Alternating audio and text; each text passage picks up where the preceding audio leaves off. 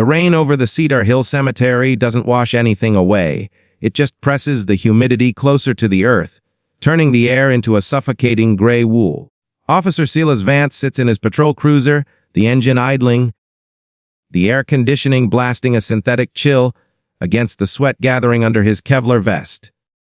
He isn't looking through the windshield with his own eyes. Not really. He is watching the world through the heads-up display of his glasses, a piece of standard issue tech that overlays the mundane reality of the graveyard with a stream of jagged neon data. To anyone else, the scene is tragic. A cluster of 50 people, mostly black, huddled under umbrellas around a muddy hole in the ground. A mahogany casket, absurdly shiny against the wet dirt, is being lowered. But to Silas, the scene is a tactical grid. The facial recognition software, referred to by the Force as the Oracle, is working overtime, placing floating ID tags over the mourners. Most are green, low risk. A few yellows, outstanding traffic violations or civil debts. Silas ignores them. He is looking for the red. He is a man who believes in the purity of the system. In a world of chaotic variables, the Oracle provides certainty. It removes the messiness of human bias, or so he has been trained to believe. If the algorithm flags a threat, there is a threat. To question the red tag is to question the foundation of public safety. This is his fatal flaw, though he calls it professionalism. He has outsourced his morality to a database. Unit 4 Alpha, the dispatch voice crackles, devoid of emotion. Oracle confirms positive ID on a priority target within your sector, warrant active. Class a felony. RICO predicate. Silas straightens up, the leather of his seat creaking. Copy dispatch. I have visual on the gathering. It looks like a funeral. Target is high flight risk. Dispatch returns instantly. The voice isn't a human operator. It's the synthesis of the precinct's AI coordinator. It doesn't care about grief. Apprehension window is closing. Proceed with immediate interdiction. Silas swallows. He looks at the group again. The woman in the center is the focal point. The Oracle draws a sharp, pulsing crimson box around her. Alana Corvo. The name floats in the air next to her head. The system pulls up her stats, female 54, height 5'7". The charge list scrolling in his periphery is dense. Conspiracy, racketeering, money laundering. He steps out of the car. The heat hits him like a physical blow. The rain drums against the brim of his cap. He rests his hand on his service weapon, not drawing it, but establishing its presence. The gesture is muscle memory. As he walks across the wet grass, squelching through the mud, he tells himself this is necessary. Criminals hide in plain sight. They use sympathy as a shield. If she's here at a funeral, she's counting on the social contract to protect her. Silas prides himself on being the one man willing to tear up that contract to maintain order. The priest is speaking, his voice struggling against the wind. Woe to the dust we return, carrying only the love we gave. Silas breaches the perimeter of the mourners. A few heads turn. The expressions shift rapidly from sorrow to confusion, and then, as they see the uniform and the grim set of his jaw, to a sharp, defensive fear. This creates a ripple effect. The crowd parts, not out of respect, but out of an instinctual need to avoid the blast radius of authority. Alana Corvo, Silas says. His voice is trained to cut through ambient noise. It is flat, loud, and authoritative. The woman at the edge of the grave doesn't turn immediately. She is staring at the casket, her hand resting on the polished wood as if she can physically hold it back from the earth. She wears a black veil, heavy and opaque. Her posture is rigid, trembling with a frequency that suggests she is about to shatter. Ma'am, Silas barks, stepping closer. He enters the red zone of his head. The threat level on his display spikes, warning him of potential hostile engagement from the surrounding crowd. Step away from the casket. Put your hands where I can see them. The priest stops speaking. The silence that follows is heavier than the rain. A young man in a suit steps forward, his hands up but palms open. Officer, please. This is her son. We are burying her son. Can this not wait 20 minutes? Silas glances at the man. The Oracle tags him yellow. Unpaid fines. Back up. Silas orders, pointing a finger that feels like a weapon. This is a warrant execution. Failure to comply constitutes obstruction. The woman, Elena, finally turns. She lifts the veil. Her face is a map of devastation. Her eyes are red-rimmed. swollen, but there is something else there, a profound, bewildered exhaustion. She looks at Silas not with fear, but with a strange, piercing assessment, as if she is trying to solve a puzzle. "Officer," she says, her voice raspy, "I am burying my only child. He was shot 3 days ago. I have a warrant for your arrest, Miss Corvo." Silas recites. He closes the distance. The proximity alarm in his ear is whining. "Turn around. Hands behind your back now." "On what grounds?" she asks. She doesn't move. She stands her ground with a stillness that Silas interprets as resistance. The warrant is in the system. Discussion is over. Silas reaches out. He grabs her left wrist. It is thin, frail. The crowd erupts. It's a collective gasp that turns into a shout. "Get your hands off her!" Someone screams. The crowd surges forward, a natural human reaction to seeing a grieving mother manhandled. To Silas, however, this isn't human empathy. It's a tactical escalation. His odd flashes IOTIMINT. The algorithm interprets the movement and noise as an attack. Panic, cold and sharp, spikes in Silas's chest. He isn't a villain in his own mind. He is a peacekeeper surrounded by hostiles. He reacts according to his training. He spins Elena around, twisting her arm up behind her back with enough force to make her gasp in pain. He unclips his taser with his free hand and points it at the crowd. "Back up! Get back, or I will deploy!" he screams. The threat of violence creates a momentary vacuum. The mourners freeze, their faces twisted in horror and rage. The rain pours down on the open grave. Elena is pressed against Silas's chest, her cheeks smashed against the wet nylon of his rain jacket. "You are making a mistake," she whispers. It isn't a plea. It sounds like a judgment. "Stop resisting," Silas hisses. He snaps the cuffs on her wrists. The metal ratchets tight. Click, click. The sound is obscenely loud in the cemetery. He drags her away from the grave. She stumbles, her heels sinking into the mud. She tries to look back at the casket, which is now slowly being lowered by the automated straps unattended. She cries out a single, guttural sound of pure loss that echoes off the headstones. "David! I'm sorry! I'm sorry!" Silas shoves her toward the cruiser. He doesn't look at the grave. He doesn't look at the crowd. He focuses on the red outline of the car, the safe zone. He feels the adrenaline pumping through him, the righteous high of a job done under pressure. He has secured the target. He has followed the protocol. He opens the back door and pushes her inside. The hard plastic seat is unyielding. She falls awkwardly because her hands are bound. Silas slams the door shut, sealing her in, sealing the noise out. He rounds the car and jumps into the driver's seat, locking the doors immediately. Through the rain-streaked glass, he sees the mourners running toward the car, shouting, beating their hands against the air. "Dispatch suspect in custody." Silas breathes, his heart hammering against his ribs. Scene is volatile. "Extracting now. Copy 4 Alpha. Good work," the digital voice replies. Processing booking protocols, Silas puts the car in drive and stomps on the gas. The tires spin in the mud before gripping the pavement. He speeds away, leaving the funeral in ruins, the mother stolen from her son's final moments. He glances in the rearview mirror at the woman in the cage. She has slumped sideways, her forehead resting against the plexiglass divider, weeping silently.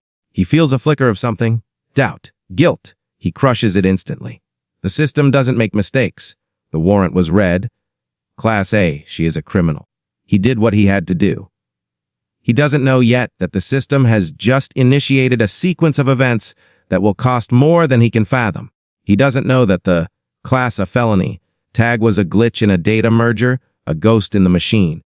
And he certainly doesn't know that the woman weeping in his backseat is the newly appointed Justice of the Supreme Court, whose face he failed to recognize because he was too busy looking at the data overlay that erased her humanity. The transition from the chaotic, weeping atmosphere of the cemetery to the sterile hum of the 12th Precinct intake bay is jarring. The silence inside the Sally port is absolute, broken only by the hydraulic hiss of the heavy steel doors sealing the cruiser inside. The air here is recycled, smelling faintly of industrial disinfectant and stale adrenaline. For Silas, this is the exhale. The chaos of the street is behind him here. Inside the concrete belly of the station, the world makes sense again. The variables are controlled. He hauls Elena out of the back seat. She moves stiffly. her muscles locked in a spasm of shock. The hem of her black dress is caked in grave mud, and as she steps onto the polished epoxy floor of the intake bay, she leaves a dirty, jagged trail. It offends Silas's sense of order. He nudges her forward, his hand firm on her shoulder, guiding her toward the booking desk like cattle through a chute. Eyes forward. He mutters, though she isn't looking around. She is staring at the floor, her breathing shallow and rapid. At the booking desk sits Sergeant Mara, a woman who has merged with her chair over 20 years of service. She doesn't look up as they approach. Her eyes are fixed on her screens, her fingers dancing across a keyboard with a rhythmic clack, clack, clack. Booking 1. Silas announces, leaning against the high counter. Warrant execution. 4 Alpha. Interference at the scene, but I secured the package. Amara finally looks up. Her gaze slides over Alina with the indifference of a cashier scanning a barcode. There is no recognition, no curiosity, just processing. Name. Mara asks, her voice a monotone drone. Elena lifts her head. Her makeup has streaked down her cheeks, dark lines cutting through the grief. I am Justice Elena Corvo, she says. Her voice is trembling, but the diction is precise. The steel of the courtroom trying to cut through the fog of the precinct. I need to make a call immediately to the chief of police or the district attorney. This is a gross violation of name, Mara repeats, louder this time, cutting her off. She doesn't type justice. She waits for the format the system demands. Last name first. First name, middle initial. Did you hear me? Elena's voice rises, cracking. I am a federal judge. You are detaining me without... Silas sighs, an exaggerated sound of patience wearing thin. He taps the counter. She's a RICO predicate, Mara. The Oracle flagged her red. Conspiracy laundering. She's going to talk a big game. They always do when they're in the suit. He believes this. He genuinely believes it. In his experience, the louder the suspect claims importance, the guiltier they are. It's a defense mechanism. He has arrested councilmen, pastors, and CEOs before, all of them reduced to numbers in this room. The system is the great equalizer. Corvo, Elena. Silas dictates, ignoring the woman standing next to him. DOBO 921 of 1971. Mara types it in. The computer chirps, a happy, affirmative sound. Got her. Flag is active. High flight risk. No bail until arraignment. She looks at Elena. Personal effects. Everything. Jewelry, belt, shoes, and that thing on your head. Elena reaches up with her cuffed hands, fumbling.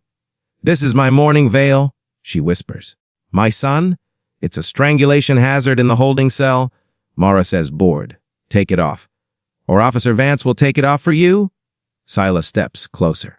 He doesn't want to touch her again. She feels fragile, like dry leaves, but he needs this done.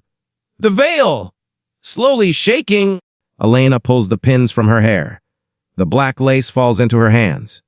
Without the veil, she looks older, more exposed. The stark fluorescent lights above buzz mercilessly, highlighting every line of sorrow on her face. She places the veil on the counter, then her watch, then a simple gold necklace. Shoes, Mara commands. Elena kicks off her black heels. She is now standing in her stockings on the cold floor. She has shrunk. The imposing figure from the cemetery is gone, replaced by a small, shivering woman in a dirty dress. This is the magic of the intake process. It strips away the social markers that make a person someone and leaves only the biological entity, the suspect. Fado, Silas says. He guides her to the wall marked with height lines. Look at the camera, he instructs. Chin up. Stop crying. She wipes her eyes on her shoulder, smeared with mud. The camera flashes, a blinding white burst. The image captures her at her absolute lowest, hair disheveled, eyes swollen, mouth slightly open in disbelief. This image is immediately uploaded to the central server. Within seconds, it is part of the permanent record, a digital scar that says criminal. Silas leads her to the holding cell at the back of the bay. The other cells are occupied, a drunk shouting obscenities, a teenager sleeping on a bench. Silas opens the heavy steel door of cell 4. Sit tight, he says. Public defender will see you in the morning. Officer Vance, Elena says, reading his name tag. She stands in the doorway, blocking him from closing it for a second. Her eyes lock onto his. They are terrifyingly clear now. You have not read the warrant, have you? You just saw the color. Silas stiffens. I followed protocol. You followed a light, she says quietly. You stopped thinking. And because you stopped thinking, you have destroyed your life. I am telling you this not as a threat, but as a fact. When that door closes, you seal your fate, not mine. Silas feels a prickle of unease, a cold finger tracing his spine.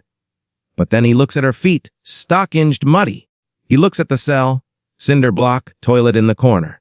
She belongs here. The system says so. Watch your head, he says and slams the door. The lock engages with a heavy, final thud. He walks back to the booking desk, wiping his hands on his pants as if cleaning off a contagion. He sits down at a terminal to file his incident report. The software, Blue Shield reporting, opens with a cheerful blue interface. It offers him drop-down menus to speed up the process. Incident type arrest, resistance passive, force usage physical restraint. He pauses at the narrative section. He needs to justify the scene at the funeral. He types quickly, his fingers flying. Subject was located at a public gathering. Upon approach, subject refused verbal commands. Crowd became hostile. For officer safety and to prevent escalation, subject was removed immediately from the scene. He reads it back. It sounds professional. It sounds clean. It leaves out the mother crying for her dead son. It leaves out the open grave. It converts the tragedy into a procedure. The language of the report is a shield. It protects him from the reality of what he just did. Hey, Vance, Mara calls out, chewing on a pen cap. The system is lagging on her fingerprints, taking a while to match with the FBI database. Usually instant for a Class A. Probably just the storm messing with the connection. Silas says, not looking up. It'll clear? Yeah, weird though. It keeps trying to route the query to DC. Authorization level 5, Silas shrugs. She's got a rap sheet for conspiracy. Probably federal tags, don't overthink it, Mara. It's a red tag. We hold, we transfer, we go home. Right? Mara says, losing interest. We'll go home. Silas hits SUBMT on his report. The screen flashes green report CSVULY. He leans back in his chair, stretching his arms. He feels a sense of accomplishment. He took a dangerous operator off the streets. He navigated a riot. He didn't use his weapon. He did everything right. He walks to the break room to get a coffee, passing the row of cells. He doesn't look into cell 4. If he did, he would see Alina Corvo sitting on the metal bench, hands clasped in her lap, no longer crying. She is waiting.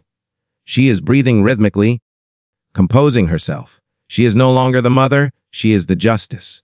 And she is listening to the sound of Silas's footsteps fading away, memorizing the cadence of the man who just made the worst mistake of his career.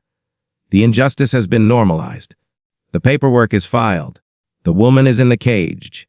The world outside the station continues to spin, unaware that the gears of a much larger, much more terrible machine have just begun to grind. The break room is a sanctuary of beige walls and flickering fluorescent tubes. Silas nurses a lukewarm coffee, staring at the muted TV mounted in the corner. It's tuned to a 24-hour news cycle, the lower third of the screen scrolling endlessly with sports scores and weather warnings.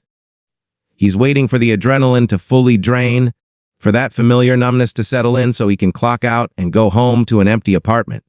Then, the chyron changes. Silas blinks. He leans forward. The screen cuts to shaky cell phone footage. It's vertical, frantic, filmed from the perspective of someone in the crowd at Cedar Hill. The audio is distorted by wind and screaming, but the image is unmistakable. It's him. The camera angle is devastating. It catches Silas from a low vantage point, making him look towering monstrous. He sees himself twist Alina's arm. He sees her face contorted in pain. He hears his own voice, stripped of context, barking, "Stop resisting!" Then, the most damning shot, the camera pans to the open grave, the lonely casket getting soaked by the rain, and then whips back to Silas, shoving the grieving mother into the cruiser. The news anchor's voice is grave. Outrage in Cedar Hill this afternoon as a funeral for a shooting victim was interrupted by police. The mother of the deceased was taken into custody moments before her son was to be lowered into the ground. Silas feels a cold stone drop into his stomach. They don't know who she is. He mutters to the empty room. They don't show the warrant. The door to the break room bangs open. It's Officer Miller, a rookie with wide, terrified eyes. "Vance, Lieutenant wants you." "Now?" Silas stands up, dumping his coffee in the sink. What is it? The press. Miller shakes his head. He looks like he's about to be sick. Just go. The walk to Lieutenant Harris's office feels like a march to the gallows. The precinct, usually a hum of low-level activity, has gone quiet. Heads turn as Silas passes. Other officers, men he drinks with, men he backs up, are looking at him. But it's not the look of solidarity he expects when a cop gets bad press. It's the look of people distancing themselves from a blast zone. They are stepping back. He pushes open the glass door to the lieutenant's office. Harris is standing by the window, staring out at the rain. He doesn't turn around. Sir, I can explain the footage. Silas starts, his voice defensive. It's edited. It doesn't show the threat assessment. The Oracle flagged her. Shut up, Harris says. The voice is quiet, dangerous. He turns around. His face is pale, tight with a mixture of fury and fear. Do you know who is on the phone, Vance? Silas frowns. Mayor, the Attorney General of the United States, Harris says, stressing every syllable. Personally? Silas freezes.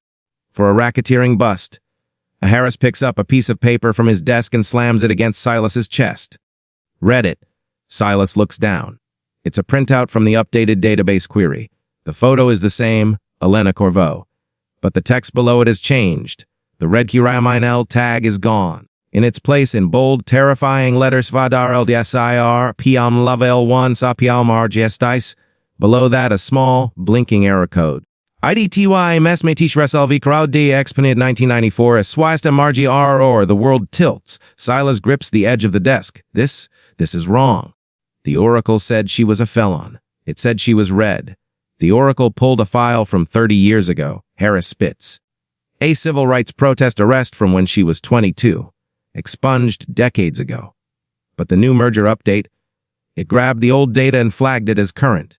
You arrested a Supreme Court justice for a college protest charge that doesn't exist anymore. I followed the system, Silas shouts, panic finally cracking his voice. I did exactly what I was trained to do. Red tag, execute warrant. And you did it at her son's funeral, Harris says, his voice dropping to a whisper. You dragged a grieving mother, one of the most powerful women in the country, away from her child's grave because an algorithm told you to. So tell them that, Silas pleads. It's a glitch. It's not my fault. It doesn't matter whose fault it is, Vance, Harris roars. Look at the TV. He points a remote at the wall-mounted screen.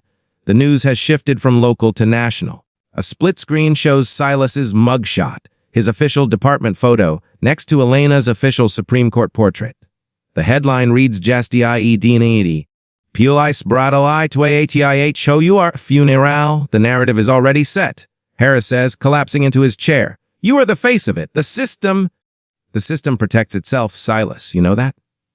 The Oracle is a billion-dollar contract with the city. If we admit the software failed, every arrest made in the last 6 months is void. The city goes bankrupt from lawsuits. The mayor loses his seat. Silas feels the blood drain from his face. He understands now.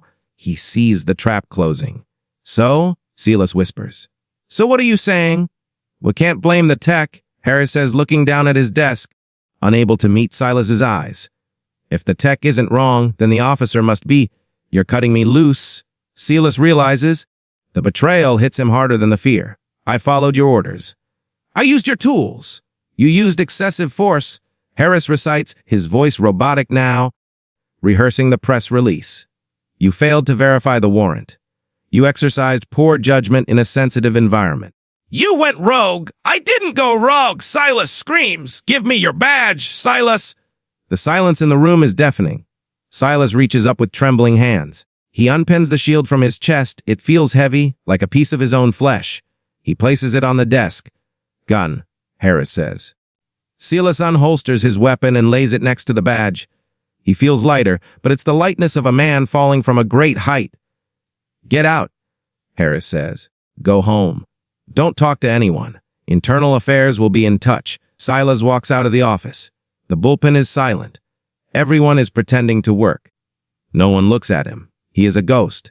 He walks through the station, past the booking desk where Maura is furiously typing, ignoring him completely. He reaches the exit, but before he pushes through the doors, he stops. He looks down the hallway toward the holding cells. He needs to see her. He doesn't know why. Maybe to beg, maybe to explain. He walks down the corridor. The guard at the end of the hall, a guy named Jenkins, steps in his way. "You can't go back there, Silas," Jenkins says gently. She's being released. The feds are already here to pick her up. Through the small window in the heavy steel door, Silas sees movement. 2 men in dark suits are inside the cell. They are helping Elena stand. One of them is handing her the mourning veil. She takes it, her hand still shaking, and drapes it over her head. She turns toward the door. For a second, through the thick glass and the wire mesh, her eyes meet Silas's. She doesn't look angry. She looks something far worse. She looks confirmed. She looks as if he has proven a theory she had always suspected but hoped was wrong. She turns away, and the suits guide her out the back exit, away from the prying eyes of the main station, into a waiting black SUV that will whisk her back to a world of power and influence. Silas is left standing in the hallway, the fluorescent lights buzzing over his head. He is alone. The system he served has chewed him up and spit him out to save its own machinery. He walks out into the rain, not as an officer of the law, but as a civilian, a suspect in the court of public opinion, and a man who has just started a war he cannot possibly win. The suspension is unpaid, indefinite, and immediate. Silas sits in his apartment, a cramped one-bedroom that smells of stale laundry and impending doom. The blinds are drawn, but they can't block out the world. His phone has been vibrating nonstop for 3 hours. Unknown numbers, reporters, death, threats. He turned it off, but the silence is worse. It amplifies the sound of his own thoughts, which are running in a loop of denial and panic. He needs a drink. He pours a glass of cheap whiskey and stares at the wall. A knock at the door makes him jump. He frees his hand on the glass. Is it them? The media? The feds? Silas, it's me. Open up. It's a voice he knows. Detective Ray Kincaid. His former training officer. The man who taught him how to survive the street. Silas unlocks the door. Ray slips inside quickly, checking the hallway before closing the door. He's wearing civilian clothes, a hoodie and jeans, which looks wrong on a man Silas has only ever seen in a suit or uniform.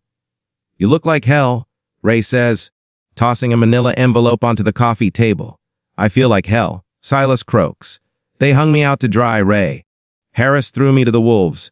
Harris is a politician," Ray says, sitting on the edge of the sofa. He's doing what he has to do to keep the precinct from burning down. "But that's not why I'm here." Silas eyes the envelope. "What's that?" "It's not official," Ray warns. "If anyone asks, you didn't get this from me. But you need to see what you're up against." Silas opens the envelope. Inside are photocopies of legal documents. Not criminal charges against him, civil ones. "She's suing," Silas realizes. "No," Ray corrects him. "She's not suing you. She's suing the city. But she's naming you as the primary instrument of harm. And it's not just a lawsuit, Silas. It's a crusade." Silas scans the documents. The legal language is dense, aggressive. Violation of Fourth Amendment rights. False imprisonment. Intentional infliction of emotional distress. She's a Supreme Court justice, Ray says quietly. She knows the law better than anyone in this city. She isn't just going for money. She's going for the precedent. She wants to use this case, your case, to dismantle the Oracle program. She wants to prove that algorithmic policing is unconstitutional. Silas looks up. "Wait, if she destroys the Oracle, then my arrest was invalid. I'm cleared." Ray shakes his head, a grim smile on his face. "You're not listening. To prove the system is broken, she needs a villain. She needs to show that the system empowers bad cops to do bad things. She can't just say the computer made a mistake. She has to prove that you were negligent, that you were biased, that you saw a black woman at a funeral and decided she was a target regardless of what the screen said." "But I didn't," Silas protests. "I only acted because of the screen." "It doesn't matter," Ray says. "That's the narrative. The city will settle. They'll offer her millions to make it go away. And part of that settlement will be an admission of wrongdoing. Your wrongdoing. They will fire you, strip your pension, and maybe even press criminal charges against you for assault to appease her." Silas feels the room spinning. "So I'm the sacrifice. You're the leverage?" Ray says. She's squeezing the city, and you're the grape. Ray leans in. But there's another angle. The union won't let you go down without a fight. Not because they care about you, but because if the Oracle falls, half the force loses their overtime grants. The tech companies fund the pensions. Silas, it's all connected? What do I do? Silas asks, desperate. You need to meet someone, Ray says. A lawyer, not a public defender. Someone the union pays for. His name is Sterling. He's aggressive. He says he can save your badge, save my badge. Ray, I'm the most hated man in America right now. That's exactly why he wants you, Ray says, standing up. You're not a cop anymore, Silas. You're a symbol. To her, you're the symbol of oppression. To Sterling, you're the symbol of law and order under attack by the liberal elite. It's a culture war now. And you're the ammunition. Ray leaves as quickly as he came. Silas is left alone with the envelope. He picks up the top sheet. It's a printout of an email from Elena's legal team to the city attorney. Subject, the cost of dignity. The disruption of the burial was not merely a procedural error, it was a desecration. The officer in question acted with a callousness that reflects a systemic dehumanization of the community he serves. We will not accept a settlement that does not include full accountability for Officer Vance. Silas crumbles the paper. Accountability. The word tastes like ash. The next morning, he meets Sterling. The lawyer's office is in a glass tower downtown, far removed from the grime of the precinct. Sterling is a small man with expensive teeth and eyes that don't blink enough. Mr. Vance, Sterling says, shaking his hand firmly. Please, sit. I've seen the video. It's rough, but we can work with it. Work with it. Silas asks. It shows me assaulting a grieving mother. It shows an officer in a high-stress environment following a direct order from a verified intelligence system. Sterling corrects him smoothly. It shows a man doing his job while surrounded by a hostile crowd. You were scared, weren't you? I was alert, Silas says. The Oracle flagged a threat. Exactly. Sterling smiles. The Oracle. The perfect, unbiased machine. If the Oracle is wrong, the city is liable. If you admit you made a mistake, you are liable. So, here is our strategy. We double down. Silas blinks. What? Why argue that you had probable cause independent of the Oracle? Sterling says. We argue that her behavior, refusing commands, the crowd's aggression, justified the detention. We paint her not as a victim, but as someone who used her privilege to obstruct justice. We make this about her arrogance, not your mistake. She's a Supreme Court justice. Silas says, horrified. You want to attack her character. It's the only way to save you, Sterling says coldly. If she wins, you go to jail. Simple as that. She wants to make you the face of racism. We need to make you the face of the thin blue line holding back the chaos. We need to go on TV. We need to do interviews. We need to show the world that Silas Vance is a hero who was put in an impossible situation. Silas looks out the window at the city below. He thinks of Elena's face in the cell. The quiet dignity. The grief. He knows deep down that Sterling is wrong. He knows that what happened was a tragedy, not a heroic stand. But then he thinks of prison. He thinks of losing his pension, his identity, his life. Fear. The same fear that made him twist her arm in the cemetery rises up again. It chokes his morality. Okay, Silas whispers. What do I have to do? Tonight, Sterling says, we'll go on the Patriot Hour, prime time. You tell your story, but you tell it my way. That night, Silas sits under the blinding lights of a television studio. The host, a man with a heavy spray tan and a loud voice, leans in. Officer Vance, the host says, looking into the camera. The media is calling you a monster, but when I look at that video, I see a man surrounded by a mob trying to enforce the law. Tell us, did you know who she was? No, Silas lies. The script Sterling gave him is burning in his mind. I didn't see a judge. I saw a suspect, and the system told me she was dangerous. I have a duty to protect this city, no matter who the person is. If we start making exceptions for people because they're powerful, then we don't have laws anymore. Amen, the host says. And now this judge, this elite is trying to ruin your life because you dared to treat her like a normal citizen? She's trying to make an example of me. Silas says, his voice gaining strength. He is starting to believe his own lie. It feels safer than the truth. But I won't apologize for doing my job. The segment ends. Sterling gives him a thumbs up from behind the camera. Silas walks out of the studio, his phone buzzing again. But this time it's not threats, it's support. Messages from strangers. Stand tall, officer. Back the blue. Don't let them win. He feels a surge of relief. He isn't alone. He has an army now. But miles away, in a quiet, book-lined study, Justice Alina Corvo watches the interview on a tablet. She is still wearing black. She hits pause on Silas's face, a face now hardened by defiance. She picks up her phone and dials a number. It's Alina, she says softly. He went on TV. He's not backing down. He's claiming justification. A pause? No, she says. I don't want to settle anymore. If he wants a war, we give him one. Dig into his past. Every arrest, every report. If the system is protecting him, we need to show the world what that system is actually built on. I want everything. She hangs up. She looks at the picture of her son on her desk.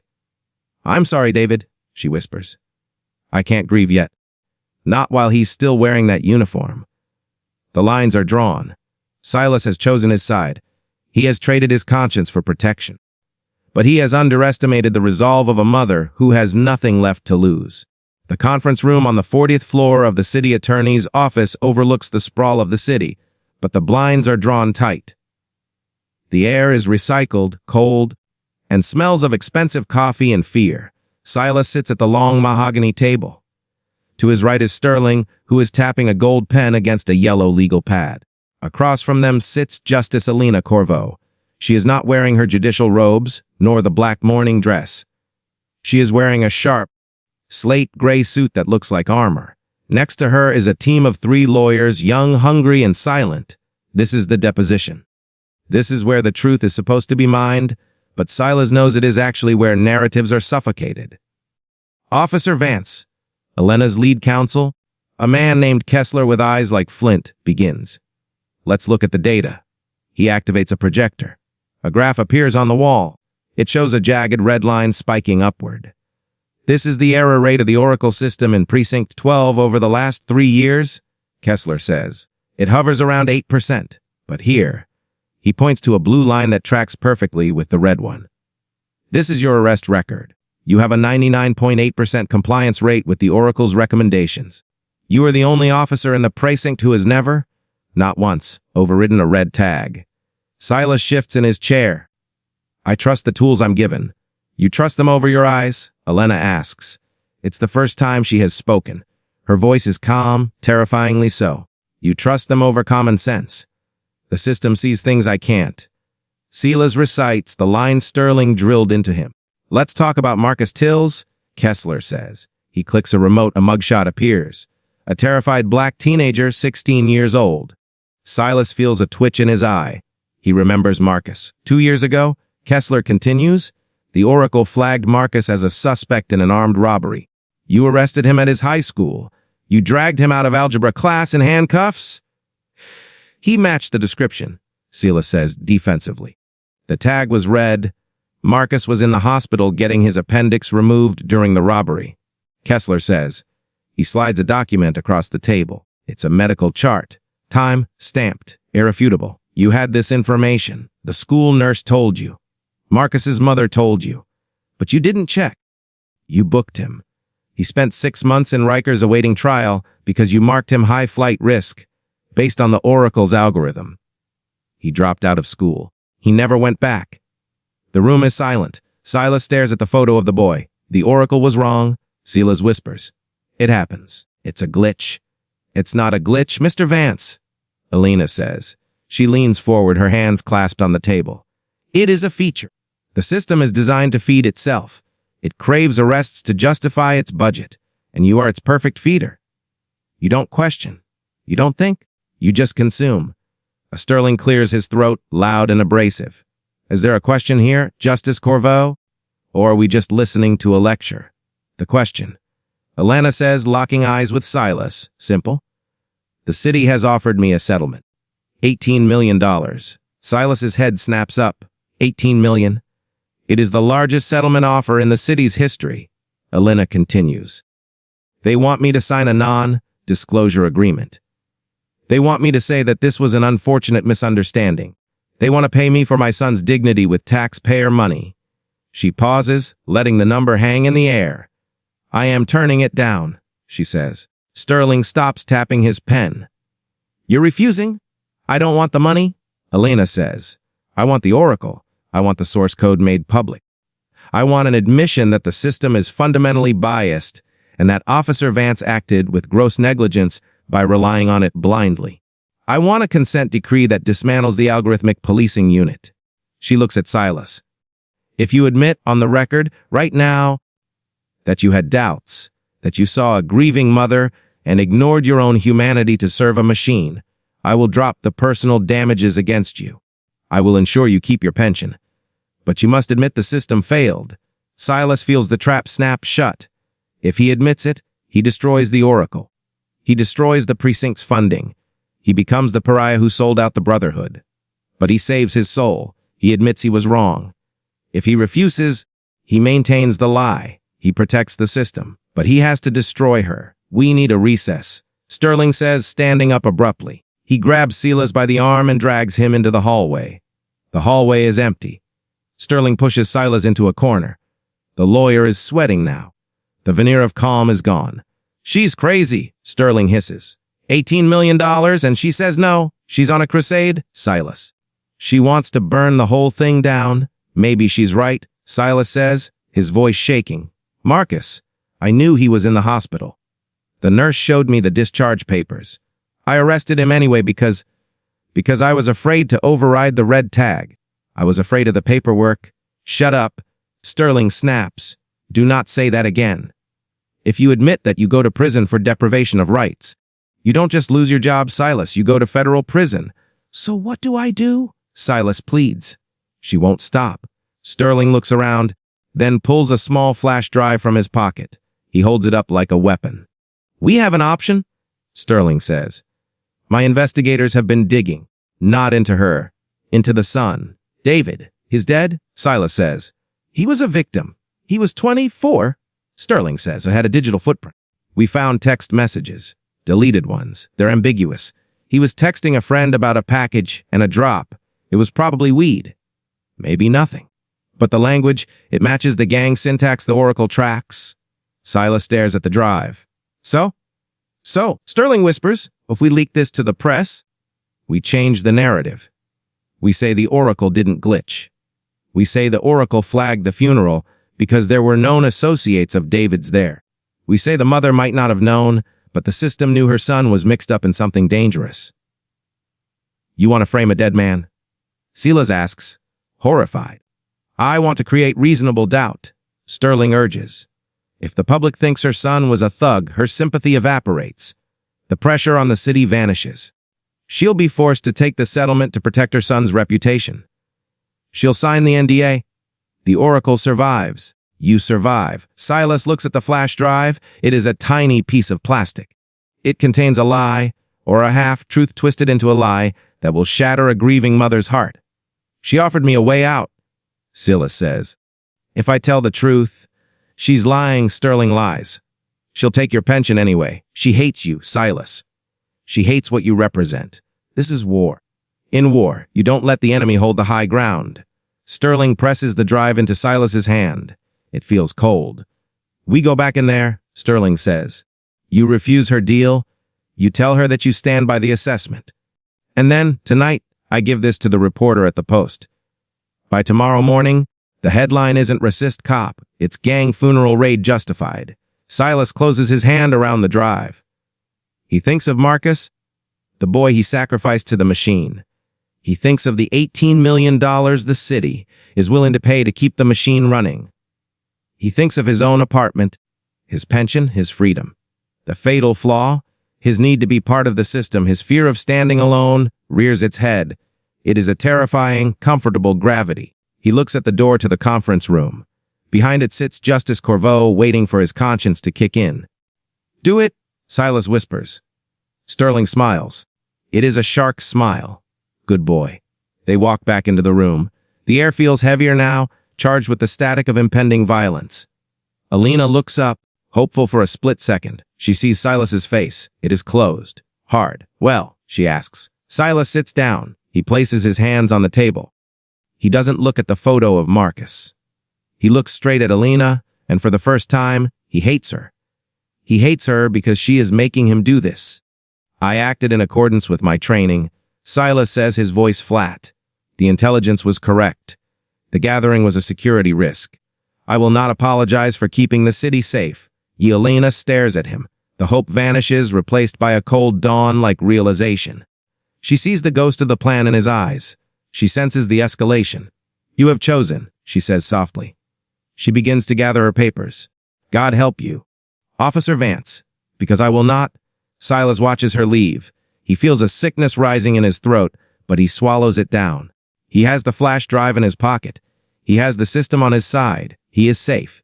But as the door closes, he realizes the title of the story of his life has changed. It is no longer about a mistake. It is about a transaction. He has just sold his humanity for survival, and the price is about to be paid in blood. The leak works better than anyone expected. It works because it confirms what the public, or at least a certain terrified segment of it, wants to believe. By the next morning, the headlines aren't about a grieving mother anymore. They are about the Corval connection. The out-of-context text messages, Sterling leaked or splashed across every screen. The narrative shifts from police brutality to police bravery. Silas Vance isn't the man who disturbed a funeral. He's the man who knowingly engaged a gathering of high-level syndicate associates. The lie travels halfway around the world before the truth can even put its shoes on. 2 weeks later, Silas stands in Lieutenant Harris's office. The badge is back on his chest. It feels heavier than before, hot against his skin. You're cleared for duty, Harris says. He doesn't look Silas in the eye. He looks tired, gray. The Internal Review Board cited the new intelligence regarding the deceased's criminal ties. They ruled your actions were within the scope of reasonable suspicion. And the lawsuit, Silas asks, dropped, Harris says. Justice Corval withdrew it this morning. She couldn't drag her son's name through the mud anymore. You won, Silas. The city saved $18 million. Silas nods. He should feel relieved. He should feel triumphant. Instead, he feels hollow, like a husk of a man painted blue. He walks out of the office, down the hallway, and out to his cruiser. He slides into the driver's seat. He puts on the glasses. The text scrolls. NEWHRI parameters lower A to D. So RCI tiligan CED Visa and Silas drives out. The city looks different through the updated lens. The algorithm has ingested the lies Silas and Sterling fed it. Because the system now knows that David Corvo was a gang leader, the Oracle has recalibrated the risk assessment for anyone connected to him. He drives past the community center where David used to volunteer. The building is now outlined in a pulsating orange box, KNMW Ganj Rakaram C. He drives past a group of teenagers wearing hoodies with David's face on them, a memorial. The Oracle tags every single one of them Aafilielid. Halas Biraske. The lie has become code. The fiction has become the enforcement protocol. Dispatch 4 Alpha, Silas says, his voice mechanical. Patrolling Sector 4, copy 4 Alpha. Be advised, civil unrest reported at Civic Plaza. Protest gathering regarding the Corval case. Riot squad is en route. All units respond. Silas turns the wheel. He merges into traffic, sirens wailing. When he arrives at Civic Plaza, the scene is chaotic. 1,000 people are chanting, holding signs, Jastasia Fardavu Abalish The Oracle. The air is thick with the smell of ozone and fear. Silas parks behind the barricade of riot vehicles. He steps out, his hand resting on his baton. The noise is a physical wall. He activates his glasses tactical mode. The crowd transforms. The Oracle isn't seeing protesters. It isn't seeing citizens exercising their First Amendment rights. Because of the data update, because of the lie, the Oracle sees an organized criminal assembly. Every face in the front row is tagged red. Vance. It's Sterling, the lawyer, but he's not in a suit. He's standing behind the police line, wearing a press pass, whispering in the ear of the incident commander. He sees Silas and gives a grim nod. Hold the line, Vance. Don't let them overrun us. The crowd pushes forward. A water bottle flies through the air and hits a shield. Then, the crowd parts. Walking through the center of the chaos is Alina Corvo. She is no longer in a suit. She is wearing jeans and a t-shirt that says I am on HR. She is holding a megaphone. She looks small against the backdrop of the armored vehicles, but her presence is magnetic. The chanting dies down as she approaches the police line. She stops 10 feet from Silas. She looks directly at him. She knows he's there. She knows he's back. Officer Vance, she says, her voice amplified, echoing off the glass skyscrapers. You lied. You defiled my son's memory to save your pension. Silas stands frozen. His heart is hammering against his ribs. Step back, Mom, Silas says, his voice amplified by the cruiser's PA system. This is an unlawful assembly. This is a wake, she replies. She takes a step forward. We are here to mourn the truth. Inside Silas's headset, the Oracle goes berserk. The algorithm has completed its logic loop. By framing her son as a gang leader, Silas has legally defined the mother as the head of the family. The system doesn't understand nuance. It understands hierarchy. If the son was a soldier, the mother is the general. A red box, brighter and more intense than anything Silas has ever seen, locks onto Elena's chest. Unit 4 Alpha, the AI dispatch voice barks in his ear. Target is breaching the perimeter. Initiate crowd dispersion. Use of non-lethal force authorized. Neutralize the agitator. She's just talking. Silas whispers, his hand shaking over his holster. Neutralize, the voice repeats. Failure to act is a dereliction of duty. Elena takes another step. Look at me, Silas. Take off the glasses. Look at me. She reaches out a hand. To the human eye, it is a gesture of pleading. To the Oracle, it is a precursor to an attack. The system detects the motion, calculates the distance, and flashes a warning buddy po DRAWN. Fire, the incident commander shouts from down the line. Silas doesn't think. He can't think. The fear of prison, the fear of the mob, the fear of being wrong again. It all coalesces into a single muscular reflex. He is a servant of the machine. The machine says she is a threat. He raises his .40 Numen launcher. He aims for the center of the red box. Thump. The canister of tear gas fires at point-blank range. It hits Elena in the chest. The force lifts her off her feet. She flies backward, crumbling onto the concrete like a marionette with cut strings. The megaphone clatters away, screeching with feedback. For a second, there is absolute silence. Then, the scream. It isn't from the crowd. It's from Silas. He rips the glasses off his face and throws them onto the pavement. The digital overlay vanishes. The red boxes disappear. The data stream dies. And there, on the ground, lies a 54-year-old woman, gasping for air, clutching her shattered ribs, blood blooming on her shirt. She isn't a criminal mastermind. She isn't a threat. She is just a mother. The crowd surges. The riot line breaks. Chaos erupts. Silas stands in the middle of the storm, the launcher hanging from his hand. He looks at the glasses on the ground. The lens is cracked, but the display is still flickering. TH8 NELREL IZD. It reads in cheerful green text. GUPO JOBOFICR. The system worked perfectly. It did exactly what it was told to do. It protected itself by destroying the anomaly. Silas falls to his knees as the first rock hits his helmet. He doesn't raise his hands to protect himself. He just watches Elena's unmoving body through the smoke, realizing that the title of his life isn't the officer who survived. It is the man who cost $18 million and paid with his soul. The collapse is total. The tragedy is complete.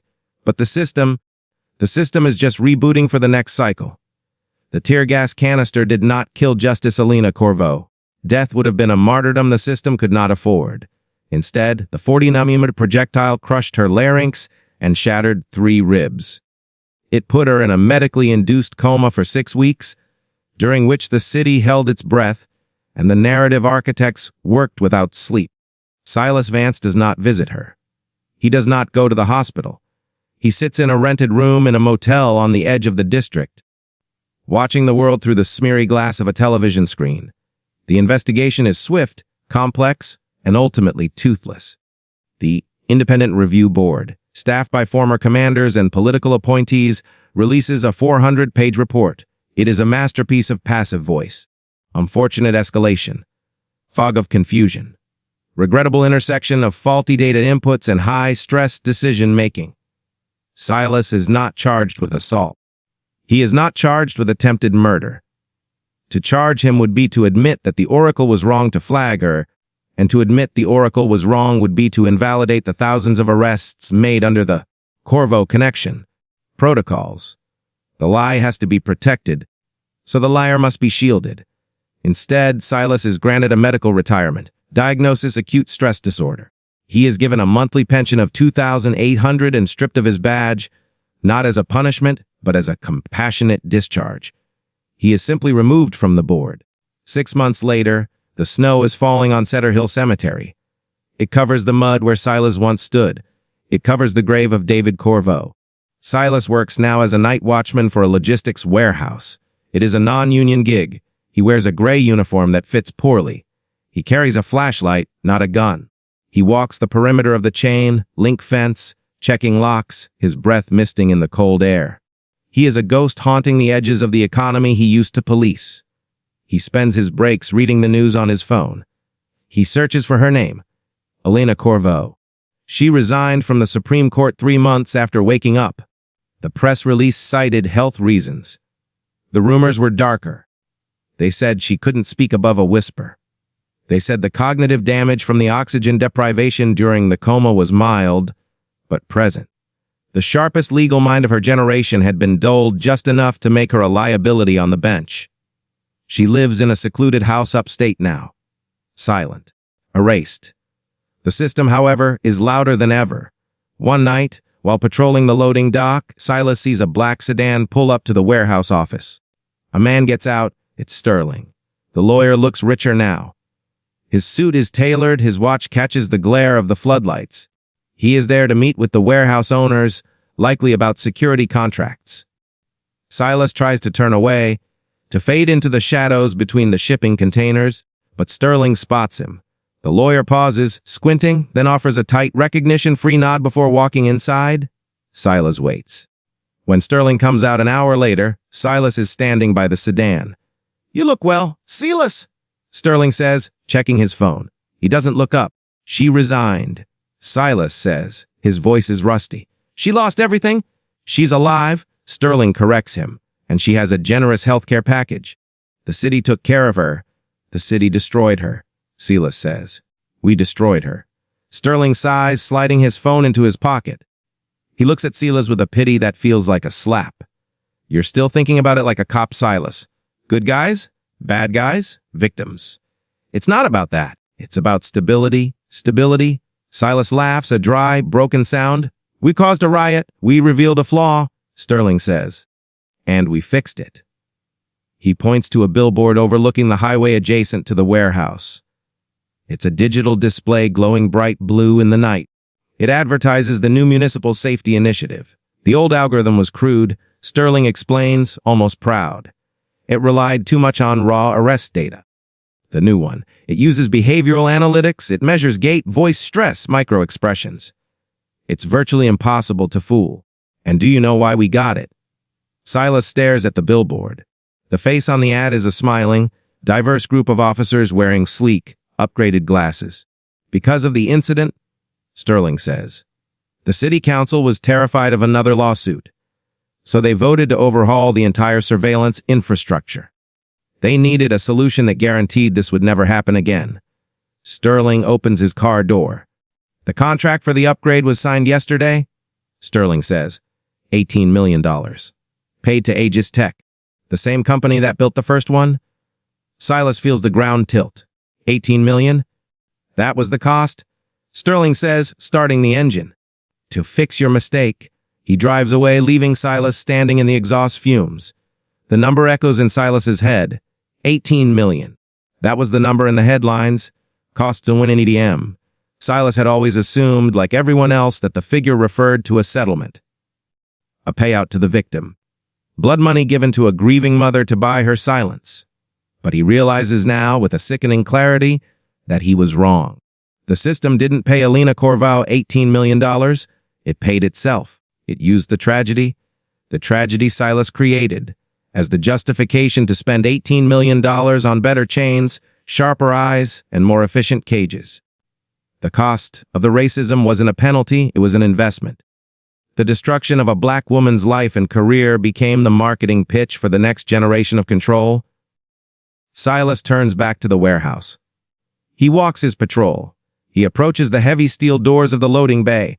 Above the door, a new camera has been installed. It isn't the old, boxy CCTV model. It is a sleek, black dome with a glowing blue ring. Silas stops. He looks up at the lens. He knows what it's doing. He knows the code running inside it. He knows that right now, in a server farm somewhere, his face is being mapped. His gait is being measured. His acute stress disorder diagnosis is being cross-referenced with his bank account balance and his heart rate. The lens rotates silently, tracking him. A small LED on the camera blinks from green to yellow. Caution. Loitering detected. Subject exhibits signs of agitation. Silas stands there, paralyzed by the very tool he once wielded. He is no longer the predator. He is the prey. He is just another data point in a sea of red and green, waiting to be sorted by a machine that learned how to hate from the man who built it. He lowers his head and keeps walking, stepping into the darkness where the camera cannot see him, knowing that eventually there will be no darkness left. The rain begins to fall again, washing nothing away. Thank you for listening to this story. We often think of justice as a balanced scale, a mechanism that eventually rights itself. But sometimes, the machine is designed only to weigh what it is fed and the cost of fixing. It is often paid by the very people it was meant to protect. If this story left you with a heavy heart, or if it made you look at the cameras on your street corner a little differently, please consider subscribing to the channel and sharing this video. These are the kinds of stories that get buried in the algorithm, and your support helps us bring them to light. Until next time, stay watchful.